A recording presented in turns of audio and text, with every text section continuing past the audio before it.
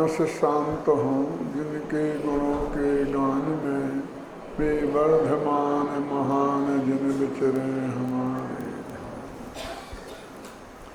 कर्ता कर्म अधिकार चल रहा है और उसमें एक प्रकरण समाप्ति की ओर है। आचार्य अमृतचंद्र देव ने उस प्रकरण की समाप्ति पर 6 कलश चढ़ाए हैं। अमृतचंद्राचार्य की ये विशेषता है कि जब उनकी बुद्धि हृदय पर हावी होती है तब वो गद्य लिखते हैं, और जब हृदय बुद्धि पर हावी हो जाता है तो उनके मुख से कविता फूट निकलती है।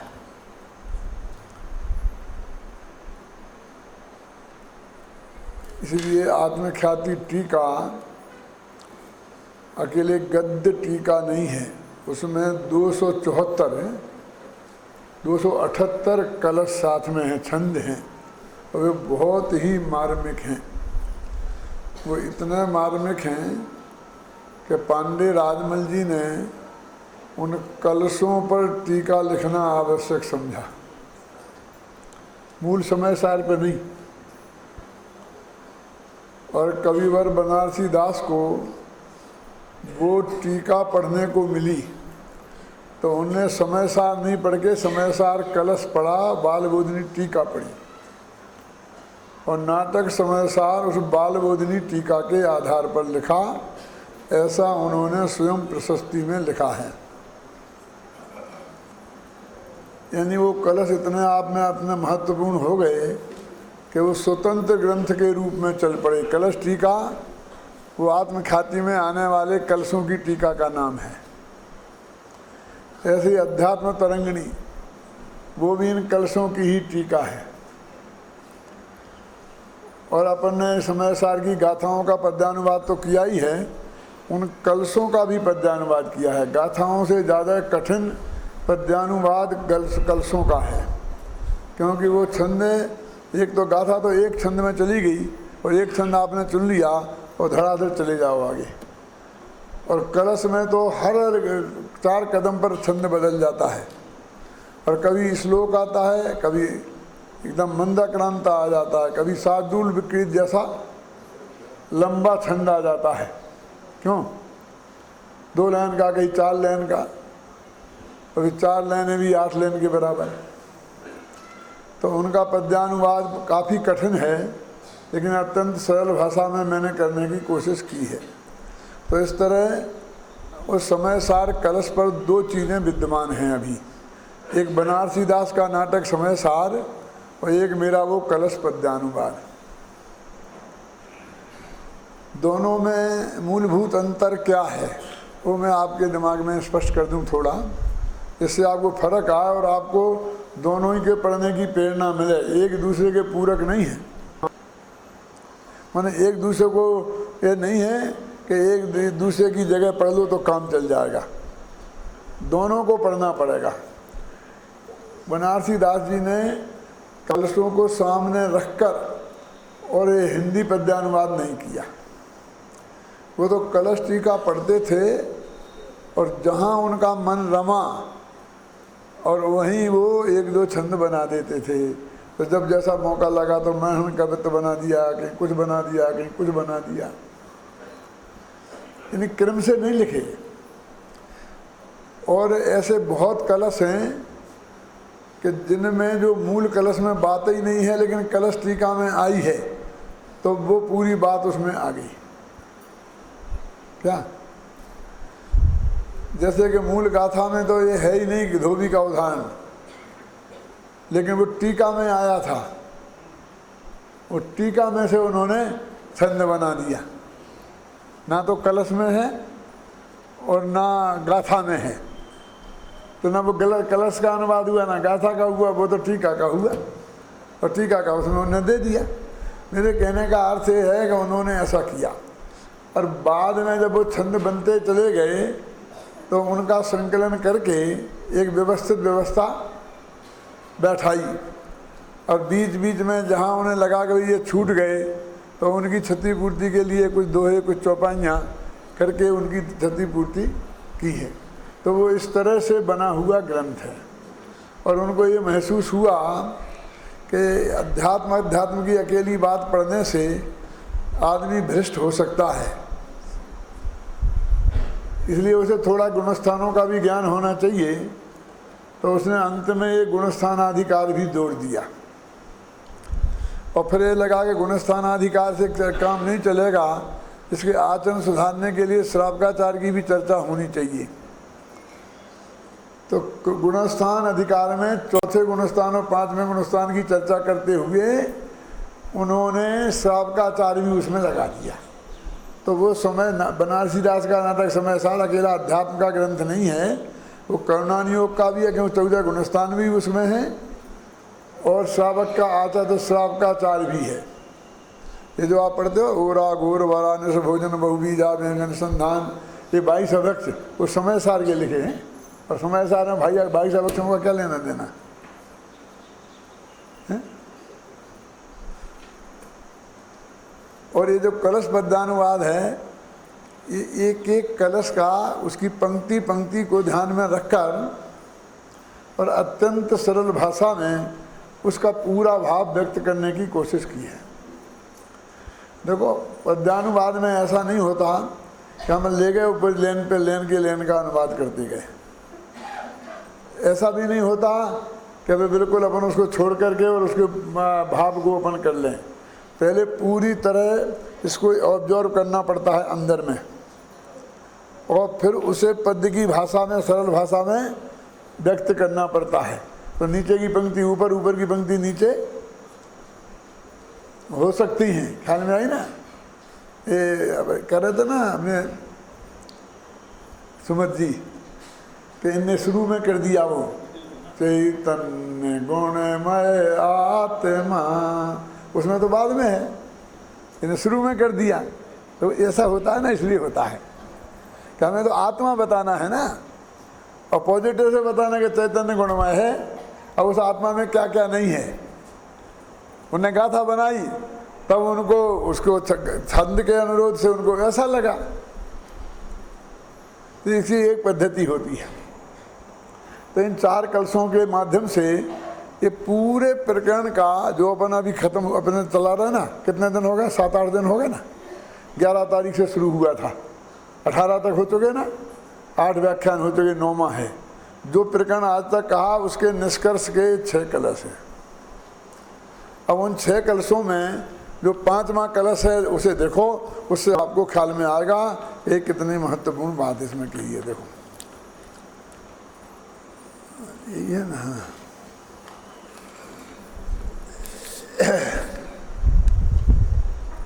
कौन सा है?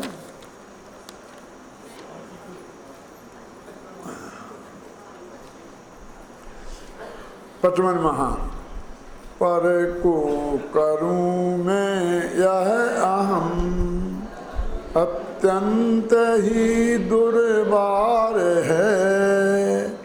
यह है अखंड अनादि से जीवन हुआ दुश्वार है।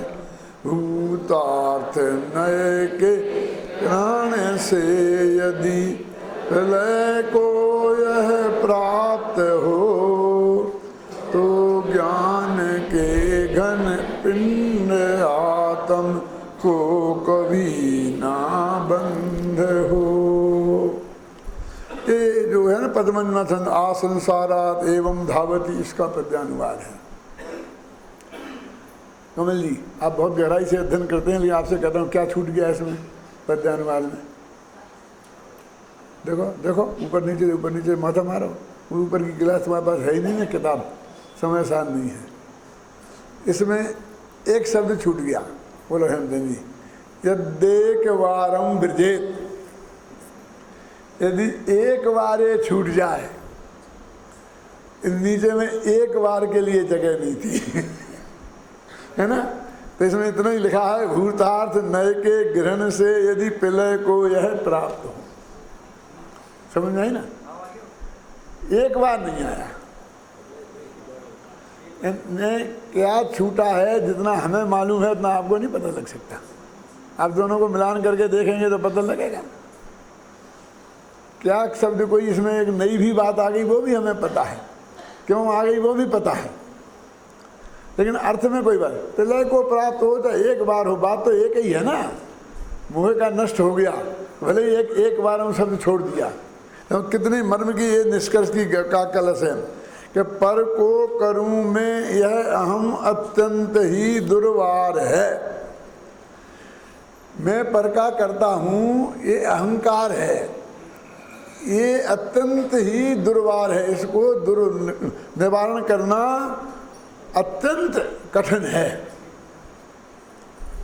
यानी सबसे बड़ी समस्या कुंद के सामने, अम्बेचंद के सामने समय साल लिखते वक्त ये थी कि इस जीव में जो परद्रव्य के प्रति जो कर्तृत्व भाव जमा हुआ है अंदर में, उसको हटाना बहुत कठिन काम है। इसलिए बार बार कर्ता कर्म अधिकार में, सर्वस्व ध्यान अधिकार में, बंध अधिकार में इस बात को वो बार बार लेके आते हैं, है ना।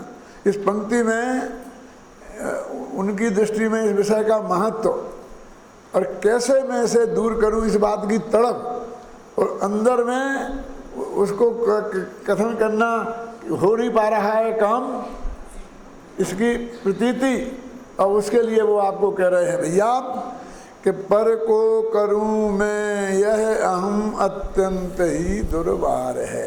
सच बोलो ईमानदारी से, हमारी समस्या क्या है? हमें धर्म करना है, और धर्म करने के लिए हमें जो पुरुषार्थ करना है, तो हमारा ध्यान कहाँ जाता है? यानी पहली बात तो है कि उसके लिए क्या करना है, ये तो बाद की बात है, लेकिन क्या करना है? क्यों? तो लोग कहेंगे कि संसार के चक्कर में फंसे हैं, स्त्री पुत्र के चक्कर में फंसे हैं, इनकी झंझट से बचना है। कुछ लोग ये कहेंगे कि इन सब का राग द्वेष छोड़ना है, इसकी झंझट से बचना है। और मुमुक्षु होंगे तो ये कहेंगे नहीं, हमको सबसे पहले मिथ्यात्व छोड़ना है। क्यों? क्योंकि वो बात तो होगी संयम जैसी कि घर बार को छोड़ दो, स्त्री पुत्र परिवार को छोड़ दो, उसको सारा जगत आजकल संयम मानता है। कभी कभी गुरुदेव भी बोलते थे, आपने सुना होगा, उनके मुख से नहीं टेपों में सुनते हुए, कि जब हम गृहस्थी में थे, घर में थे। क्यों? सुना क्या नहीं सुना? मैंने कहा था गुरुदेव से, कहो अब कहाँ हैं आप? तो ज़्यादा समझ में आया कि नहीं आया? अरे अभी भी ये चौथे गुणस्थान में है, तो गृहस्थों का ही गुणस्थान है। अभी आप कोई साधु थोड़े हो गए। कहा मैंने, ऐसा नहीं आपसे कह रहा हूँ, गुरुदेव से कहा, ये समय सार की साक्षी पूर्वक कह रहा हूँ। क्यों? गृहस्थी में थे का मतलब सिर्फ इतना ही है कि वो घर में धंधा पानी करते थे, समझ रहते थे।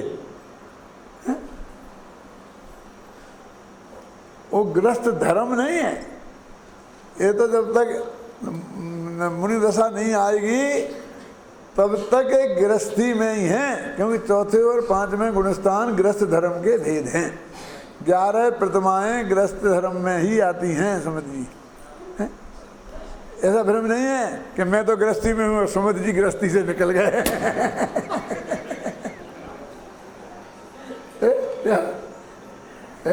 कमाना जी, आप तो निकल गए ना, इस धोखे में मत रहना।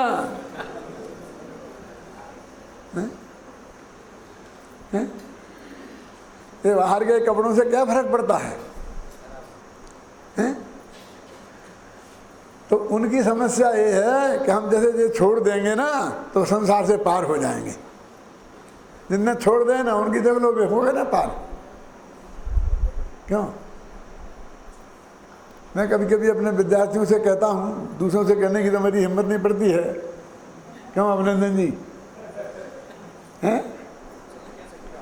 कि जब यदि हम घर में रहते तो जिंदगी भर बाप दादों के मकान के 2 कमरों से हमारा काम चल जाता। क्यों? अब हमने शादी नहीं की, घर में नहीं रहे, यदि बुढ़ापे में आते आते ये सोचते कि बाल बच्चों के लिए कम से कम 2 कमरे का मकान तो बना के मरूं, और 2 कमरे का बना लेते तो ऐसा समझते कि हमने मोक्ष हो गया, नहीं तो वैसे ही मर जाते। क्यों? अब ब्रह्मचारी क्या हो गए, 100 कमरों से कम में इनका काम नहीं चलता है? क्या हर जगह बड़े बड़े प्रोजेक्ट हो गए, और आगे बढ़ जाते तो फिर उनको 2000 कमरे चाहिए, 5 स्टार होटल चाहिए, होटल जैसे कमरे चाहिए। तुमको क्या, तुम तो नग्न दिगंबर दशा में हो, तुमके लिए 5 स्टार से क्या लेना देना? क्यों बोलो?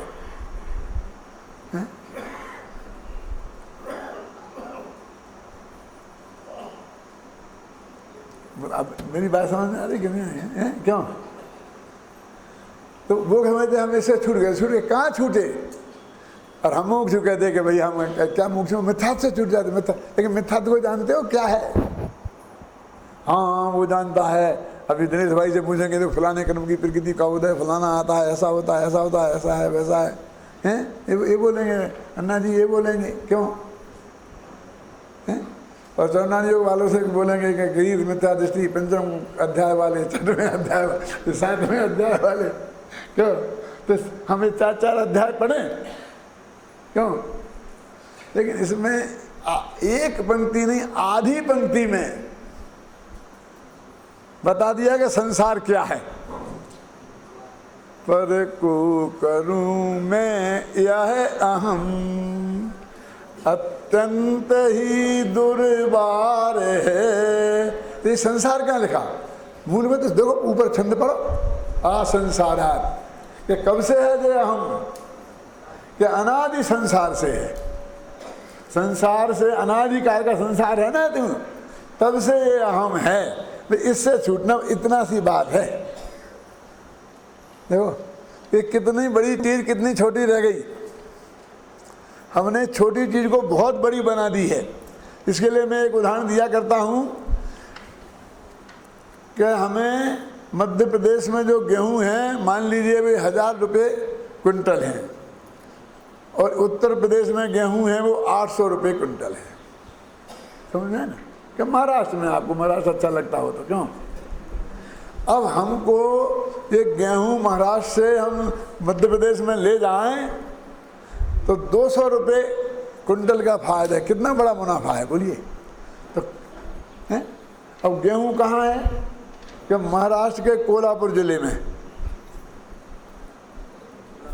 और मध्य प्रदेश में ले कहाँ जाना है? मध्य प्रदेश के भिंड जिले में, मुरैना भिंड में। कितना दूर है? कि 1500 किलोमीटर। हाय राम, यदि ये 1500 किलोमीटर कैसे ले जाएंगे? कदम कदम पर पुलिस है, हर जगह चेकिंग है। क्यों? कितना बड़ा हमें कठिन काम लगता है, हैं? लेकिन ये काम कितना सरल है, क्योंकि महाराष्ट्र का गेहूं महाराष्ट्र में तो ले जा सकते हो कि नहीं, उसमें तो कोई रोक टोक नहीं है ना। तो महाराष्ट्र की बॉर्डर तक ले आओ, यहाँ पर नागपुर के वहाँ से ले आओ, बिल्कुल वहाँ पर। क्यों? वहाँ तक कोई रोक नहीं है।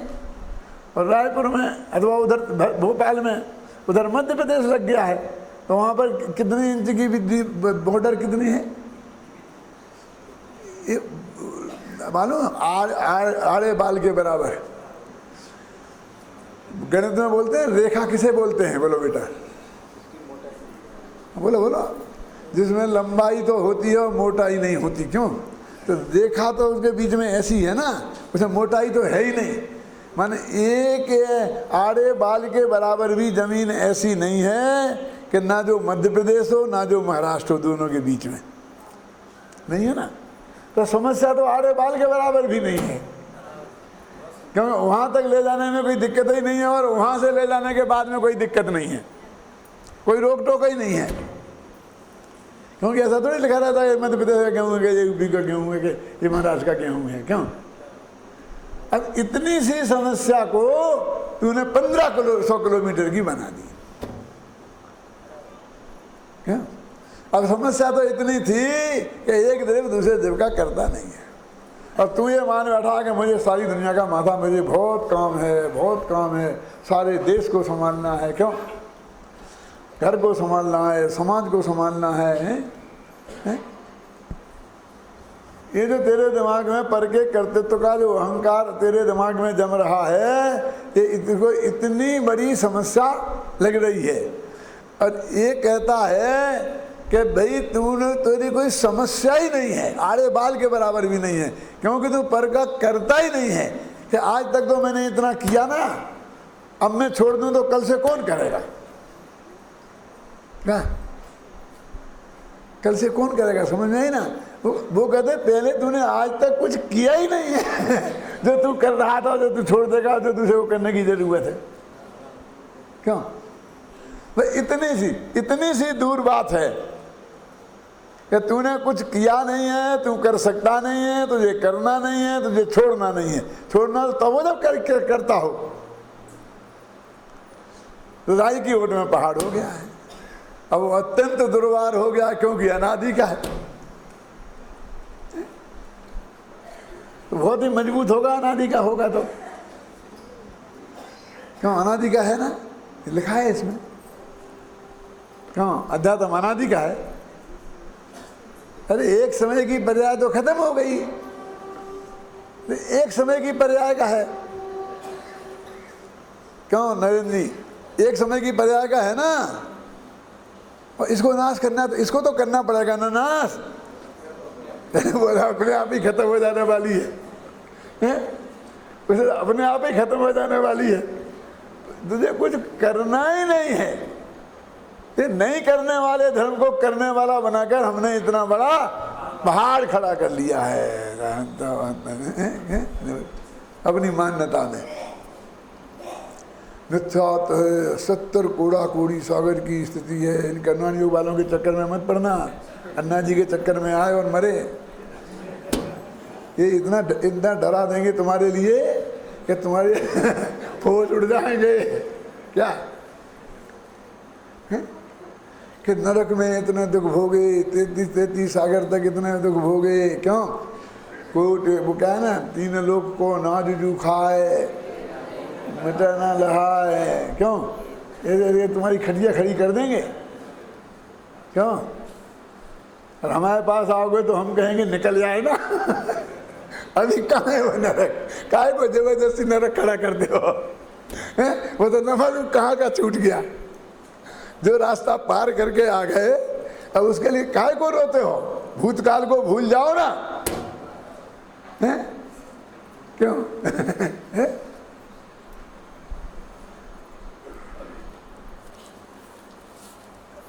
क्या लिखा देखो, पद को करूं मैं, इतना सा मिथ्यात्व है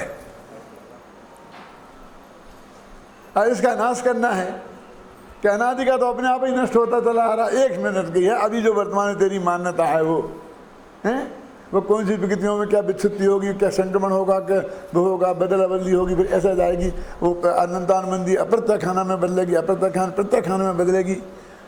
बदले तो हमें क्या लेना देना? हमें क्या करना है उसमें? बोलिए। क्यों?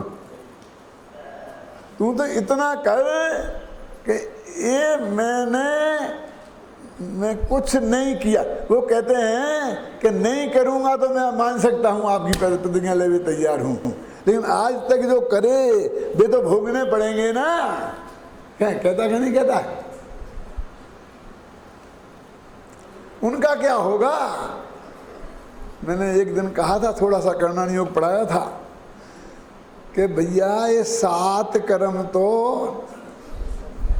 वे क्या हैं? नपुंसक हैं, बांझ हैं। ये इनकी संतति पैदा नहीं होती, ये आगामी बंध में निमित्त नहीं है। इनके उदय में जो भी आपको भोगी अवस्था, बस तुमने वह भोगी और खेल खत्म। आगे संतति नहीं चलती इनकी। अकेले मोह कर्म है जिसके उदय में जो भाव होते हैं, 2 ही भाव होते हैं। क्यों? एक तो पर में एकत्व बुद्धि रूप मिथ्यात्व और बाकी क्रोधादि कसाय। बस ये बंद के निमित्त हैं। उनकी क्यों चिंता करता है?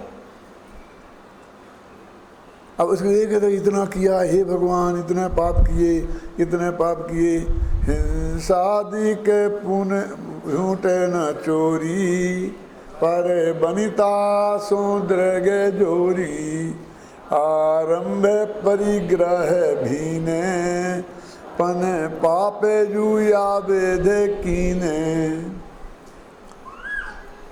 है ना, आलोचना आलोचना में है ना।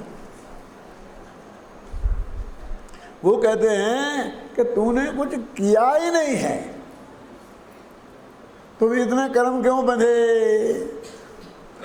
आगे अभी एक कलश आएगा बहुत बढ़िया, बहुत वो कलश मुझे बहुत प्यारा है और मैं कई दफ़े सुनाता हूँ लोगों को, आपने भी शायद सुना होगा। उसमें ये आता है कि विकल्प कहा परम कर्ता, विकल्पा कर्म केवलम। बस एक पंक्ति बहुत पर्याप्त है, ऐसे कैसे लिखवा लो कहीं भी।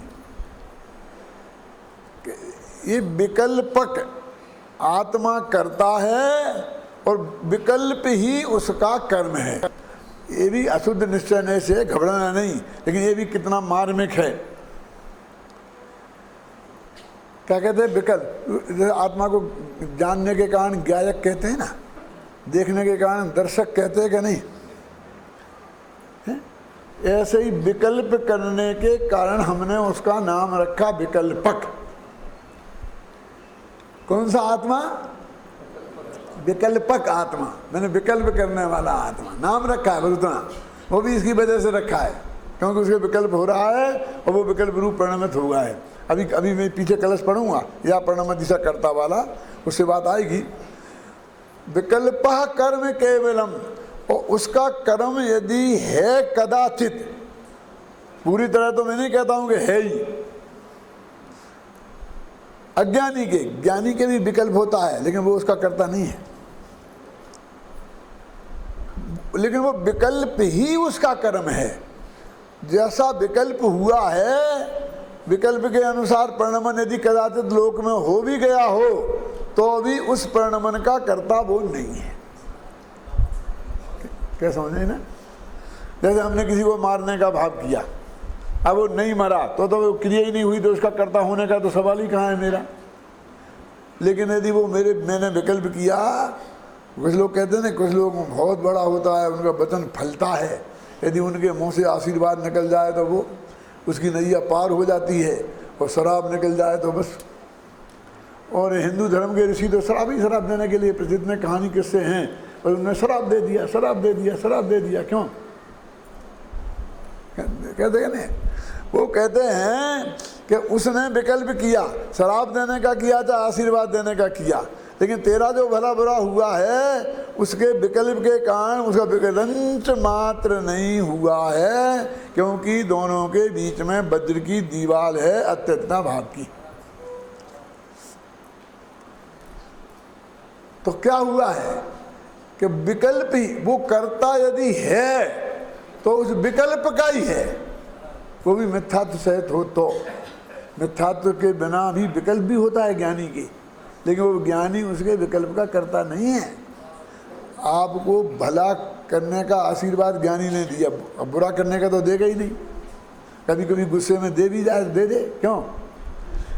तो भी ना उस विकल्प के कारण कुछ तुम्हारा भला बुरा होता है, और ज्ञानी उस विकल्प के कर्ता भी नहीं है।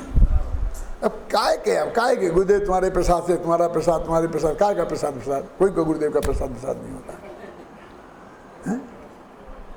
न्याय शास्त्र में लिखा है, कहाँ शांति जी लिखा क्या नहीं लिखा कि गुरु की प्रसाद तत्प्रसाद है ना, क्या छंद बोलो, श्रेयो मार्ग से संसिद्धि प्रसादात परमेष्टिना, पंच परमेष्टि की प्रसाद से श्रेय मार्ग की सिद्धि होती है। ये आचार्य खुद लिखा, किसने? आचार्य ने, विद्यानंद जी ने खुद ही गाथा लिखी और खुद ही अर्थ लिखा। सोपज्ञ टीका है, सोपज्ञ टीका का मतलब समझते हैं? जो खुद ही आचार्य ने ग्रंथ लिखा और खुद ही टीका लिखी। ऐसे भी ग्रंथ हैं, आचार्य कुंद ने ग्रंथ लिखा और अमृतचंद ने टीका लिखी, लेकिन वो आप्त परीक्षा ऐसा ग्रंथ है कि विद्यानंद जी ने खुद आप्त परीक्षा ग्रंथ लिखा और फिर उसकी टीका भी खुद लिखी। दूसरा लिखा तो हम समझेंगे उनने तो ऐसा नहीं माना होगा, ये टीकाकार ने ठोक दिया। तो उन्होंने कहा तुम्हारे भगवान तो बीतरागी हैं, पंच परमेष्ठी, और उनका तो प्रसाद प्रसाद होता ही नहीं है, और तुम कह रहे पंच परमेष्ठी के प्रसाद से हुआ। तो उन्होंने कहा कि वो शिष्य में के चित्त में जो पंच परमेष्ठी की स्तुति करते वक्त जो प्रसन्नता हुई,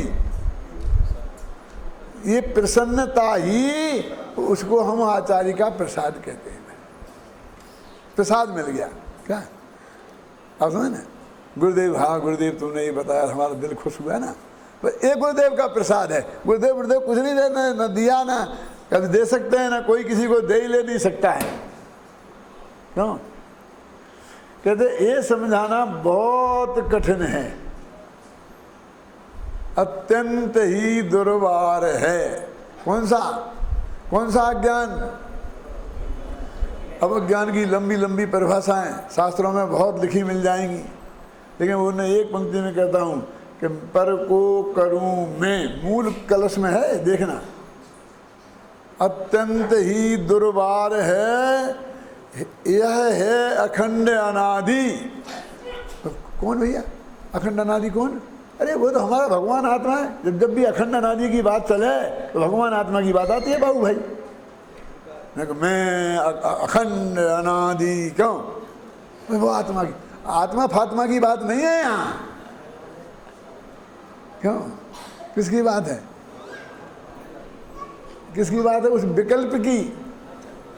मैं पर का करूं मैं, यद्यपि वो एक समय का है, लेकिन परंपरा की दृष्टि से अनादि का है। समझिए ना? और अनादि से आज तक एक समय भी उसका खंडित नहीं हुआ, माने ऐसा विकल्प हुए बिना एक समय भी नहीं गया। क्या? इसका नाम है अखंड अनादि। क्यों? सच बोलो, क्या अखंड अनादि का नाम सुनते हमें भगवान आत्मा दिखने लगता है? ये मिथ्यात्व अखंड अनादि है, माने ये अनादि मिथ्या दृष्टि की बात है। क्यों? गुरुदेव ऐसे कहेंगे, आई अनादि मिथ्या दृष्टि नहीं बात है, बस इसने पकड़ ली, अनादि की बात है। अब अगली ही पंक्ति में फिर वह शादी की बात आ जाएगी, लेकिन इसकी तो अनादि की चलती ही रहेगी जब तक, कई तक चलते ही चलते झगड़ेगा फिर कि अनादि की है कि शादी की है। अरे दोनों, शादी की भी है, अनादि की भी है, सबकी है। क्यों है? क्यों साहब, समझ गए ना आप? अरे इसमें ये झगड़ा वैसा ही है ना कि प्रतिज्ञा किसको दी है रात्रि भोजन नहीं करने की, क्यों? खाना पानी पीने की, कि सबसे बड़े मूर्ख को। समझ लो आप, वो धर्म परीक्षा वाला क्या कहना चाहता है। ऐसा विकल्प करना कि हमारे लिए नहीं है, ये ग्रस्तों, हम इतने वीर हो गए हैं। मैं इसके लिए एक उदाहरण देता हूँ, आपको सुना कभी कि लक्ष्मण जी रामचंद्र जी के साथ जंगल में गए थे। तो रामचंद्र जी और सीता जी तो जंगल में रहते थे कुटिया बना करके आराम से, बेचारे खाने पीने की सब व्यवस्था तो लक्ष्मण को करनी पड़ती थी, क्योंकि पीरी व्यवस्थी खैर वही थे सब। अब वहाँ नौकर चाकर तो साथ में कोई थे नहीं।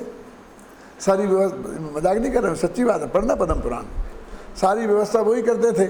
तो हर नंगर में जाते, गांव में जाते थे, जहाँ जगह जगह, और वहाँ उपद्रवी थे।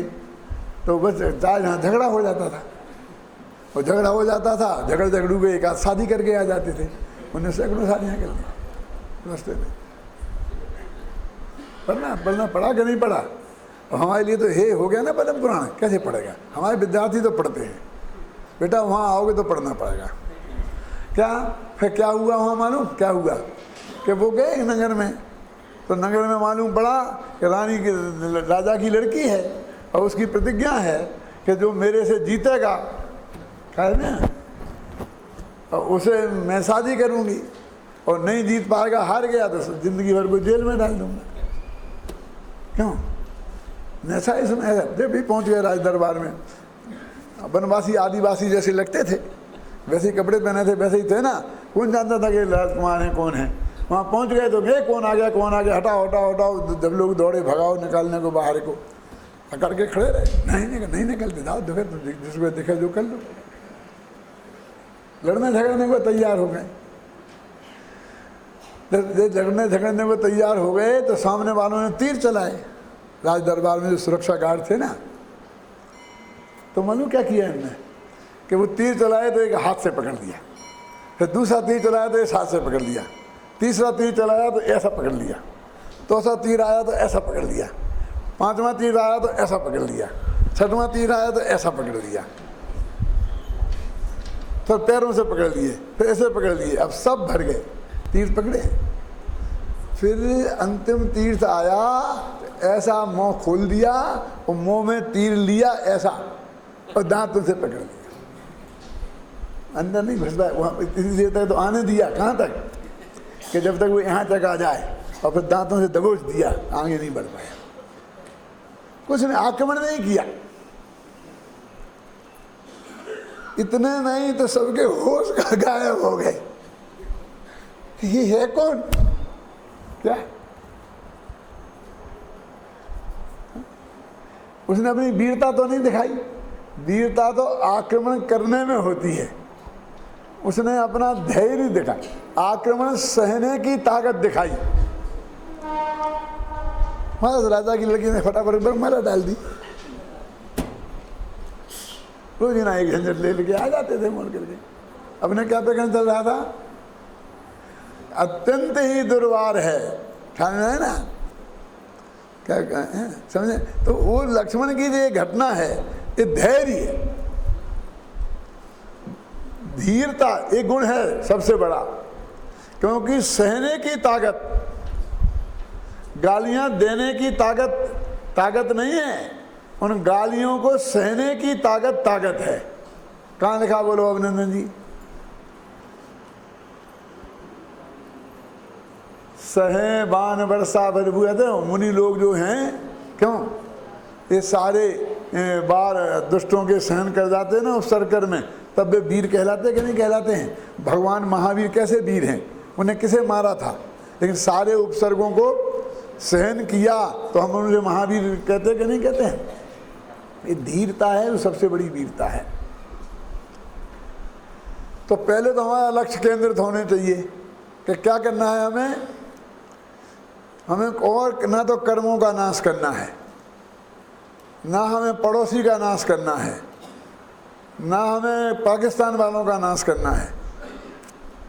हमको तो यदि हमारा शत्रु है तो वो क्या है?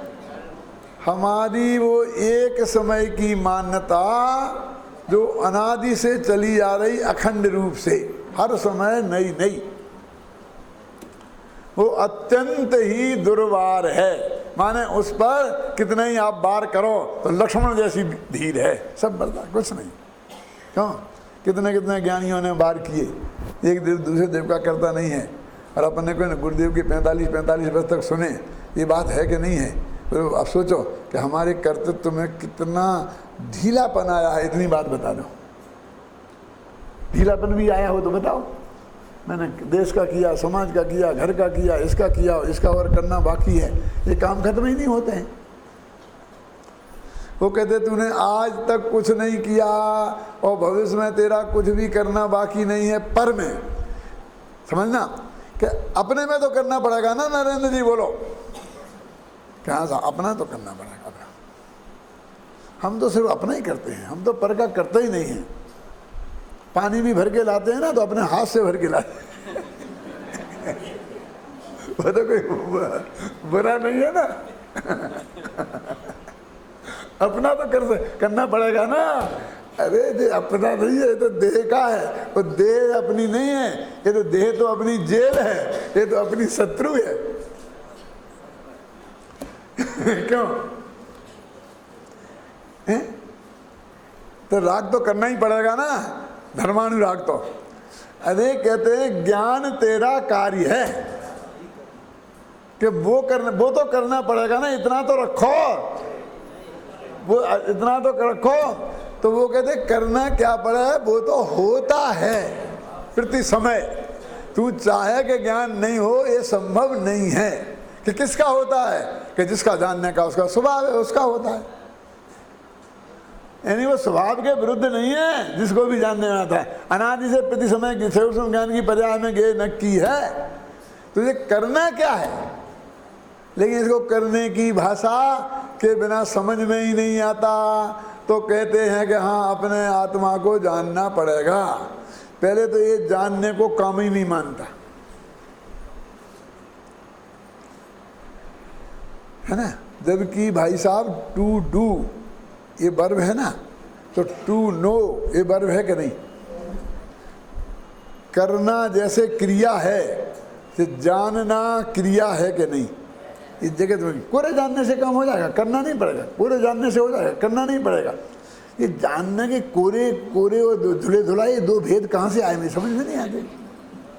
जानना भी कोरा होता है, कुछ करना नहीं पड़ेगा। अरे जानना ही करना पड़ेगा और इसके अलावा कुछ नहीं करना, करता ही नहीं है। जानना इस जगत में भी जानना ही सबसे बड़ा काम है और मुक्ति के मार्ग में तो एकमात्र जानना काम है। जगत में कैसे है, तो एक मकान बन रहा ना, और उस मकान में 100 मजदूर काम कर रहे हैं। अब 100 मजदूरों पर 10-10 मजदूर पर एक आदमी रखा देखने के लिए कि ये ढंग से काम करते हैं कि नहीं। कुछ ज़मीन खोद रहे, कुछ ईंटें ला रहे, तो उसको देखने वाला अलग, उसको एक पर 10 आदमी रखे, तो 10 आदमी देखने जानने वाले, 100 करने वाले। अब एक और ओवरसियर रखा ऊपर सबसे कि वो 10 आदमी कौन जो उन्हें देख रहे, वे देखने जानने का काम ढंग से कर रहे कि नहीं कर रहे, ये देखने जानने के लिए रखे कि नहीं रखा, क्यों। और मालिक अथवा वो ठेकेदार कॉन्ट्रैक्टर वो उन सब को उसको देखता, उससे पूछता है क्यों ठीक चल रहा ना काम, अपना जितना उद्देश्य है कि 1 महीना में पूरा हो जाएगा, इतना हो जाएगा ना, कहाँ साहब हो जाएगा, इसका मतलब 1/30 आज हो गया है ना, क्यों। वो काम कौन करता है, मालिक। एयर कंडीशन में बैठे बैठे वहाँ जाता ही नहीं है देखने। अब देखिए जो मजदूर जिसे अब काम करने वाला बोलते हो, उसे मिलते हैं 200 रुपया रोज। मैं तो अपने अंदाज से बोलता हूँ, मुझे आज का रेट मालूम नहीं है। 200 रुपया रोज उसे मिलते हैं। फिर उन्हें जो देखने वाले भी जो खड़े हैं ना, उन्हें 500 रुपया रोज, 15,000 रुपये महीना तो मिलता होगा ना उन्हें, क्यों। उन्हें 500 रुपया रोज। अब जो करने वाले को 200 और उन्हें जानने वाले को, देखने जानने वाले को 500 की काय की कीमत है ज़्यादा। जानने की कीमत ज़्यादा है कि करने की। फिर उन जानने वालों को, जानने वाले को कितने 1000 रुपया रोज, क्यों। और वो जो मालिक है उसे कितने मिलते हैं, उसको तो अनलिमिटेड। कितना बचेगा ये अभी बता सकता है, लिमिट बता है उसकी कोई, क्यों। उसे तो अनलिमिटेड मिलते हैं ना। तो देखो पर का करने वाले को मजदूरी, उस पर को जानने वाले को 500 रुपया, समझ गए ना। और जानने वाला जो आत्मा है उसको जानने वाले को अनलिमिटेड माने अनंत सुख मिलता है। अब उस जानने वाले काम को तुमने काम ही में नहीं गिना, हम क्या करें। यदि हम सच बोलो ये कहें कि भाई तुमको धर्म करना है तो क्या करना है, कि ये बस ये जानना है कि आज तक हमने आपने कुछ किया ही नहीं है क्या, कि फिर भविष्य में कुछ नहीं करना, ये भी बात पक्की है, लेकिन भविष्य की कोई शर्त नहीं है। तो तुम तो इतना मान लो कि आज तक हमने कुछ नहीं किया है, क्यों दिनेश जी, ठीक है। भविष्य कुछ नहीं। अरे जब तुमने इतना जो जिसको तुमने करता माना उसे मान लिया कि हमने कुछ नहीं किया है, इसी आधार पर तो माना कि क्योंकि एक दूसरे वह करता ही नहीं है, तो अब वही तो करने का तुम्हारे माथे में काम था। अब क्या कर, अब करने को क्या रह गया। लेकिन ऐसी हालत होती है कि एकदम ऐसी छत थी यहाँ पर, और मुझे ऐसा भ्रम हुआ अंदर से कि ये छत गिरने वाली है, तो मैं खड़ा होकर के ऐसा हाथ लगा लिया। अब नीचे 10-20 आदमी सो रहे थे। अब मैं कहता हूँ कि मैंने हाथ करा के छत को रोक लिया है। यदि मैंने हाथ हटाया तो छत गिरेगी, इतने लोग मर जाएंगे। बोलो अब मैं कितना बड़ा काम कर रहा हूँ, छत को रोके खड़ा हूँ। अब लोग कहें कि भैया तू हाथ हटाया क्यों कर रहा है, कि हाथ में बहुत दर्द हो रहा है, कि इसे हटा लेना। हटा नहीं सकता, कोई दूसरा हाथ लगाए और रोके तो मैं हटाऊं। लेकिन भाई तूने रोका ही नहीं है, तेरे हाथ से रुका ही नहीं है, दूसरे को रोकने की जरूरत ही नहीं है। नहीं, ऐसा खतरा मैं नहीं सुन ले सकता। कौन है ऐसा अज्ञानी? हम तो ऐसा कोई नहीं देखा है। इंदिरा गांधी से लेके जैसे सब है, उससे इंदिरा गांधी से पूछा था कि आप यदि ऐसा होगा तो आप क्या करेंगी, छोड़ देंगी देश को? मैं इस देश को मझधार में कैसे छोड़ सकती हूँ?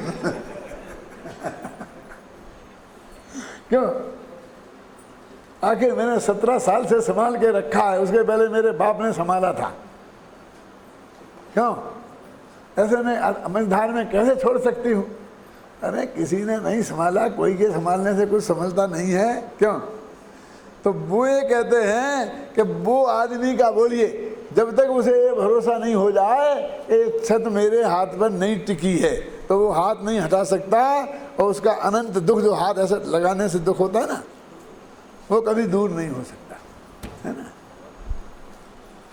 अब उसका उपाय कितना सा छोटा सा है, सिर्फ इतना जानना है कि मेरे हाथ लगाने से ये छत एक सेकंड भी रुकी नहीं है, बस इतना। तो भविष्य में अब तो अपने आप हट जाएगा, तो भविष्य की बात क्या करना। एक दफे पर का करूं मैं, यह अहम अत्यंत ही दुर्वार है, यह है अखंड अनादि से जीवन हुआ दुस्वार है। ये जीना मुश्किल हो गया, बहुत काम है मेरे को, तो सुबह से न रात में नींद आती है, न सुबह ये होता है, ये करना ये करना ये करना। क्यों? कितने विकल्पों से ये मरता है, मेरी बहुत बड़ी जिम्मेवारी है। जीवन हुआ दुस्वार है। क्यों? आप सब लोग यहाँ आ गए 8-10 दिन से, और 8-10 दिन रहोगे, तो तब तक तुम अपने गांव में जो भी करते थे, अपने घर का जो भी करते थे, वो सब साफ हो गया होगा। क्यों? कि सब वैसे ही चलता होगा कि तुम जाओगे तो सब लोग कहेंगे पापा आप चले गए थे, हमें कितनी तकलीफ हुई, ये हुआ हुए। ये कोई कहने वाला है? जाके कहना, पूछना, नहीं नहीं नहीं पापा आप चिंता मत करो, कुछ नहीं, आप तो 1 महीना और रहते, वहाँ जाना जाओ, डॉक्टर साहब भारत के साथ चले जाओ, अमेरिका चले जाओ ना उनके साथ, कोई दिक्कत नहीं है। सब यही कहने वाले हैं। लेकिन सच्ची बात क्या है? सच्ची बात ये है कि हमें ये सुनना पसंद नहीं है। हमें ये सुनना पसंद है कि पापा बहुत तकलीफ हुई, आप चले गए, हम तो रोजीना याद करते थे। ख्याल में है ना? मैं एक आदमी का नाम नहीं लेना चाहता हूँ, लेकिन मेरे पास ऐसे कई आदमी हैं कि भैया मैं 20 दिन आए हो गए, बच्चों का एक फ़ोन नहीं आया। कि आज तो हमने उसमें बात करते देखा था कि यहाँ पर झक मार के मैं ही ने लगाया, तो अब तो बात हो गई ना, अब उदास क्यों हो? किसी ने ये नहीं कहा कि कब आओगे, जल्दी आ जाओ। मैंने कहा तो उन्होंने कहा कि नहीं नहीं आप तो आराम से रहो, जब तक दादा कहें ये कहीं ना, ये रो भी ना, जितना रहना हो रहा। तो ऐसा मुरझा गया कि मैं तो जैसे ख़त्म ही हो गया। अब मेरे घर वालों को मेरी ज़रूरत नहीं। मैंने उनके बेटों से, दादा जाति पोतों से कहा कि तुम बेवकूफ़ हो, ऐसा नहीं कहो, ये नहीं सुनना है उन्हें। ये कहो कि नहीं आप चले गए तो बहुत तकलीफ हुई, और अब कब आएंगे, वो हम लेने आ जाए, तुम आ जाओ, कब आओगे, आओगे वो आओगे। लेकिन अभी तो मैं नहीं आऊँगा, अभी तो मुझे यहाँ मन धर्म लाभ रहा, नहीं साहब नहीं आना है, और फिर आपकी मर्जी है तो हम जो भी है। लेकिन आप ये सुनना है उन्हें, ये सुनना है सब बुड्ढों को। सब बोलता हूँ, अपने अपने मन को झांक के देख लेना है। आपकी बिल्कुल ज़रूरत नहीं है, ये किसी को नहीं सुनना है। क्यों? यदि मेरे को अभी तबीयत खराब हो जाए और 8 दिन के लिए मैं अस्पताल में भर्ती हो जाऊं, क्यों? फिर 8 दिन बाद आऊं, तो मुझे आप लोगों से ये नहीं सुनना है दादा आप गए तो मजा आ गया, सब काम बहुत बढ़िया चला, कोई तकलीफ नहीं हुई, इतना बढ़िया शिविर चला। ये नहीं सुनना है। ये सुनना है कि सब सुना हो गया था। इस मूर्खानंद को क्या सुनना है?